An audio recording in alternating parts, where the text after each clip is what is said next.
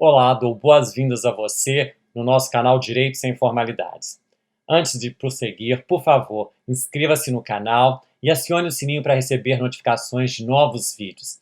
E ao final, deixe o seu like, deixe o seu comentário para que mais pessoas possam ter acesso a esse tipo de conhecimento. Lembre-se, é muito importante para nós do canal que você deixe aqui as suas críticas, as suas sugestões, as suas ideias, para que a gente possa produzir cada vez mais conteúdo de qualidade para você. Hoje eu vou continuar a compartilhar com você algumas experiências da pesquisa empírica em direito. No vídeo anterior, a gente falou sobre a chamada coleta prévia de dados e sobre essa descrição prévia dos dados e como que essa descrição prévia dos dados era importante, tanto para a gente buscar uma revisão de literatura prévia, mas também para a gente poder formular uma boa pergunta de pesquisa. Que tal entender hoje um pouco mais sobre a pergunta de pesquisa? Vamos lá? Meu nome é Marcos, eu sou professor titular da Universidade Federal de Juiz de Fora. Bom, realizada uma boa coleta prévia de dados, a gente já tem ideia do qual é o nosso objeto de pesquisa. A gente já tem, assim, uma ideia do campo, de como é que aquele campo empírico, né, organizado, ele está organizado. Bom, com isso, a gente pode começar a pensar na nossa dúvida sistemática, na nossa pergunta de pesquisa. Mas é importante que também, uma vez que a gente fez aquela coleta prévia, a gente também teve condições de fazer uma revisão prévia de literatura. E por que essa revisão prévia de literatura ela é tão importante para a gente nesse momento? Porque aí a gente pode pensar uma pergunta que seja viável, que seja de fato uma busca que seja uma pesquisa resultado de um empreendimento social. Então, e que essa pesquisa possa ser útil para outras pessoas. Então, diante disso, a gente verificou nessa revisão de literatura, a gente tem de verificar nessa revisão prévia de literatura, o que sobre o assunto ainda não foi bem abordado, quais são as inconsistências, quais são as questões que estão lá ainda meio lacunosas, ninguém falou sobre isso ainda, ninguém abordou aquele assunto, aquele ponto específico.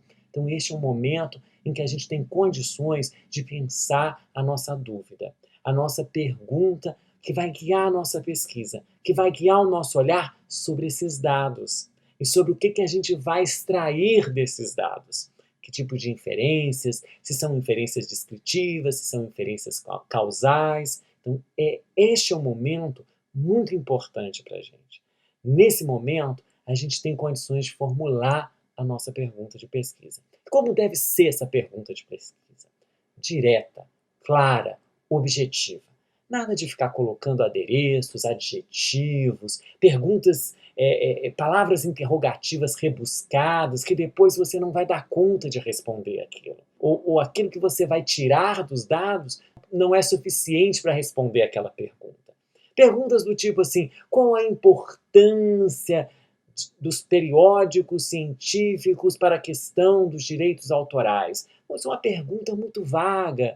Qual é a melhor licença para os periódicos científicos? É muito vago. Como é que você vai mensurar isso? Como que você vai transformar isso, mesmo do ponto de vista qualitativo, em algo que possa ser mensurado objetivamente, diretamente, de forma consistente e coerente?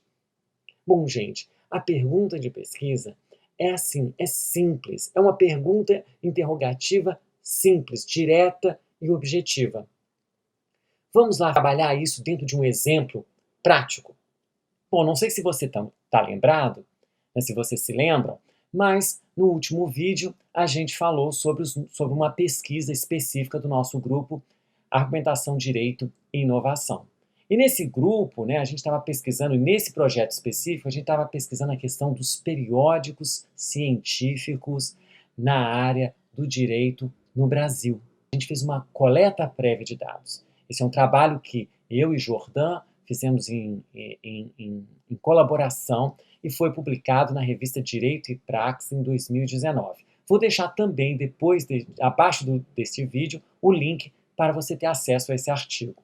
Muito bem, o que a gente estava fazendo naquele momento? A gente fez uma coleta prévia. Nessa coleta prévia, num primeiro momento, o Jordan, que era meu parceiro nessa pesquisa, ele fez a coleta dos artigos dos periódicos que estavam apenas naquilo que O Qualis Capes, que foi a base de dados que a gente usou, o ponto de partida que a gente usou, que é uma classificação dos programas de pós-graduação no Brasil, que a Capes é responsável por essa classificação dos periódicos. E aí você tem periódicos classificados no extrato A, A1 e A2, e periódicos classificados no extrato B, B1, B2, B3, B4, B5, e aqueles classificados no extrato C.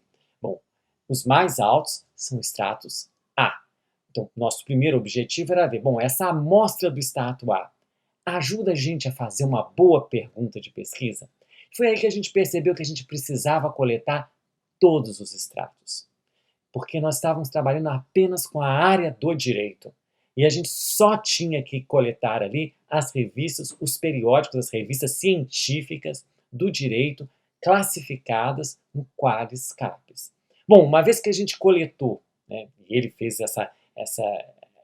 nessa colaboração, o Jordan fez essa coleta completa aí de todos os periódicos científicos na área do direito, que estavam classificados no Qualis Capes. Bom, feito isso, a gente podia pensar uma pergunta de pesquisa.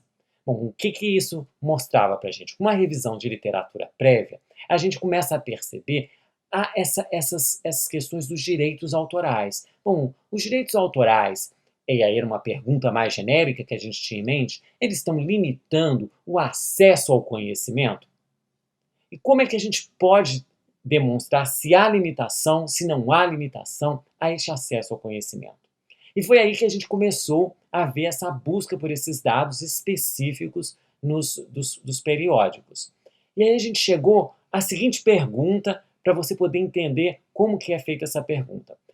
O atual desenho institucional dos periódicos acadêmicos da área do direito demonstra um reforço ou uma ruptura com a interpretação legalista do direito autoral? Isso quer dizer o seguinte: se você tem direito autoral, isso quer dizer que você tem que pagar para ter acesso a estes periódicos. Então, quando você tem uma interpretação legalista, significa tudo aquilo que é produzido tem que ser, para você ter proteção, você precisa ter a estrutura clássica do direito autoral, que é o fechamento daquele conteúdo. Você só tem acesso ao conteúdo se você pagar por ele. Mas a gente queria perceber, porque há outras, e a literatura estava mostrando que existiam outros tipos de licença que não significavam um reforço do direito autoral, mas também não significavam desconsiderar os direitos autorais, que são chamadas licenças Creative Commons. Então, por isso a gente fez essa pergunta. Este desenho, como eles são feitos, eles têm acesso aberto ao público em geral, eles são fechados, você tem que pagar para ter conteúdo a um artigo científico daquela área. Então, a partir disso, a gente pôde desenvolver a nossa investigação científica. A partir dessa ideia de como eles estavam organizados, e aí nós tivemos que fazer todo o processo de em cada uma daqueles sites, daquelas revistas científicas, para verificar qual a licença que eles usavam, qual que era o acesso, era um acesso fechado, era um acesso aberto, e a partir daí a gente pôde inferir se há ruptura ou se há, de fato, um reforço da interpretação legalista do direito autoral. Bom, essa é a pergunta de pesquisa. Há muito mais, e aí no trabalho você vai poder perceber como é que a gente desenvolveu todo o procedimento de pesquisa até chegar efetivamente nas inferências que, de algum modo, é uma comprovação ou de ruptura ou de reforço da interpretação legalista dos direitos autorais. Espero que você tenha gostado, espero que esse conteúdo seja útil para você e para quem se interessar, só para lembrar novamente, vou deixar aqui debaixo desse vídeo o link para o acesso do artigo completo na revista Direito e Praxis. Muito obrigado e até a próxima.